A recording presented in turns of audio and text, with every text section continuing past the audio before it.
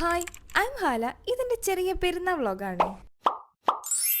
പെരുന്നാളിന് 3 ദിവസം മുന്നേ ഉള്ള ഒരു പെരുന്നാൾ ഷോപ്പിംഗ് ആണ് നിങ്ങൾ കാണുന്നത്. നമ്മളെ കോഴിക്കോട് ശോഭികയെന്നാണ് ഞാൻ വീട്ടുകാർക്ക് വേണ്ടിയുള്ള കുറച്ച് ഡ്രസ്സൊക്കെ എടുത്തത്. അത് കഴിഞ്ഞിട്ട് ഞാൻ മോച്ചി പോയിട്ട് എനിക്കൊരു ഷൂ എടുത്ത്. അന്നത്തെ ഷോപ്പിംഗ് ഒക്കെ കഴിഞ്ഞ് വീട്ടിലെത്താൻ നല്ല ലേറ്റ് ആയിട്ടുണ്ടായിരുന്നു. നെക്സ്റ്റ് ഡേ നൈറ്റ് ഞാൻ തറാവിക്ക് പോയി വരുന്ന സമയത്ത് ആ വീട്ടിലെത്താതെ എനിക്ക് വെറുതെ ഒരു മൈലാഞ്ചി തന്നു. അപ്പൊ അത് ചോക്കണുണ്ടോന്ന് അറിയാൻ വേണ്ടിയിട്ട് ഞാൻ ഒന്ന് ഇട്ട് നോക്കിയതാ. അന്നേ ദിവസം ബാക്കി മൈലാഞ്ചി ഇടാൻ വേണ്ടിയിട്ട് ഞാൻ എന്റെ വീട്ടിലേക്കാണ് പോയത്. അന്ന് ഞാൻ എന്റെ മാമന്റെ വീട്ടിൽ നിന്നാണ് കേട്ടോ നോമ്പ് തുറന്നത്. അങ്ങനെ നിസ്കാരമൊക്കെ കഴിഞ്ഞിട്ട് കുറെ കഴിഞ്ഞപ്പോഴാണ് പെരുന്നാളാണ് പിറ്റേ ദിവസം എന്നുള്ളത് ഞാൻ അറിയുന്നത്. രണ്ട് കയ്യിലും നിറച്ച് മെഹന്തി ഇടണമെന്നായിരുന്നു എന്റെ ആഗ്രഹം. പക്ഷെ പിറ്റേ ദിവസം പെരുന്നാളാണെന്ന് പറഞ്ഞപ്പോ പെട്ടെന്നായ പോലെ ഒരു തോന്നൽ. ആഘോഷങ്ങൾ അത് ആഘോഷിച്ച് തന്നെ തീർക്കണം.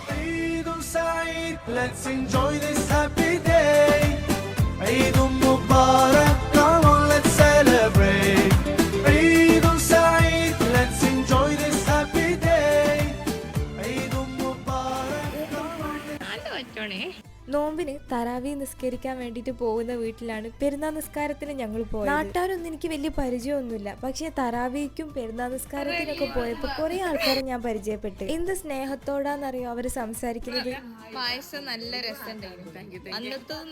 പ്രതീക്ഷിക്കാതെ ഒരു കുടുംബം പോലെ ആയിട്ടുള്ള കുറച്ച് മനുഷ്യന്മാരാണ് ഞങ്ങൾ. വീട്ടിലെത്തിയിട്ട് ഈ ഉള്ളിയും തക്കാളിയും അരിഞ്ഞിടുന്നുള്ള പണി എനിക്കുണ്ടായിരുന്നു. പിന്നെ ഞങ്ങളെ വീടിന്റെ അടുത്തുള്ള കണ്ണേട്ടന് കുറച്ച് പലഹാരങ്ങളും കൊണ്ടു കൊടുക്കാറുണ്ട്. അങ്ങനെ അവിടെ പലഹാരമൊക്കെ കൊടുത്ത് തിരിച്ചെത്തുമ്പോഴേക്കും എന്റെ കുട്ടിപ്പെണ്ണ് എണീച്ചിട്ടുണ്ടായിരുന്നു. അങ്ങനെ അവളെ കുളിപ്പിക്കുകയും ഒരുക്കുകയൊക്കെ ചെയ്ത ശേഷം ഞാനും ഒന്ന് ഒരുങ്ങി. ഈ പെരുന്നാളിനേക്ക് ഞാൻ മാത്രം അടിപൊളിയാ പോലെ എന്റെ റൂമും കൂടെ അടിപൊളിയാവണമെന്ന് വെച്ചിട്ട് ഞാൻ വാങ്ങിയതാണ് ഈ കോട്ടന്റെ ബെഡ്ഷീറ്റ്. അതിന്റെ കൂടെ ഞാൻ കുഷ്യന്റെ 2 കവറും വാങ്ങിച്ചു. ഇതൊക്കെ കഴിഞ്ഞിട്ട് താഴെ പോയിട്ട് പുട്ടും ബീഫ് കറിയാണ് കേട്ടോ കഴിച്ചത്. എന്റെ വീട്ടുകാർക്ക് എപ്പോഴും താനിയന്റെ ഒരു ഫോട്ടോ കിട്ടുന്നില്ല എന്നുള്ള പരാതിയാണ്. പക്ഷെ ആ ഫോട്ടോ എടുക്കാൻ വേണ്ടി പോയപ്പോൾ ഇതായിരുന്നു അവസ്ഥ. കുറച്ചു നേരം അവളെ കൂടി ഇരുന്ന് ഒരു ഫോട്ടോ ഞാൻ ഒപ്പിച്ചെടുത്ത്. ഉമ്മന്റെ ബിരിയാണിനെ പറ്റിയിട്ട് ഞാൻ പ്രത്യേകിച്ച് പറയണ്ടല്ലോ. പല വീഡിയോകളിലായിട്ട് ഞാൻ ഉമ്മന്റെ ബിരിയാണിനെ പറ്റി പറഞ്ഞിട്ടുണ്ട്. കുറെ കാലത്തിന് ശേഷം അച്ചാറൊന്നും മണപ്പിച്ച് നോക്കിയതാ.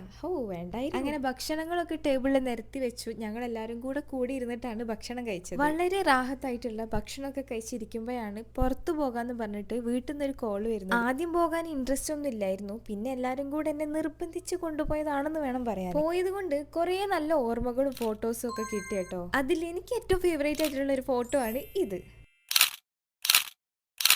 ഫാമിലി കൂടെ ഇങ്ങനൊരു പെരുന്നാൾ കുറെ കൊല്ലങ്ങൾക്ക് ശേഷം ആദ്യമായിട്ടാണ്. അതിന് നമ്മുടെ കുഞ്ഞളിയനാണ് വലിയ പങ്കുള്ളത്. ബിസിനസ് പാർക്കിലേക്കാണ് ഞങ്ങൾ പോയത്. പണ്ട് മുതലേ എല്ലാവരും ബിസിനസ് പാർക്കിലേക്ക് പോകാറുണ്ടായിരുന്നെങ്കിലും ഞാൻ ആദ്യമായിട്ടാണ് ഫോട്ടോ എടുക്കാന്നുള്ള ലക്ഷ്യത്തിൽ ബിസിനസ് പാർക്കിലേക്ക് പോയത്. അവിടുന്ന് മക്കൾക്ക് വിശക്കുണ്ട് പറഞ്ഞപ്പോൾ ഒരു ഡോണറ്റും കോഫിയും ഒക്കെ വാങ്ങി കഴിച്ചു. ഞങ്ങൾ പോയി കുറച്ച് കഴിഞ്ഞപ്പോൾ തന്നെ വീഡിയോ കോളിലൂടെ ഉപ്പയും ഞങ്ങളെ കൂടെ കൂടിയിട്ടുണ്ടായിരുന്നു. മോളില് ഷാഫിഖാന്റെ പാട്ടുണ്ടെന്ന് പറഞ്ഞപ്പോൾ ഞങ്ങൾ അങ്ങോട്ട് പോയി.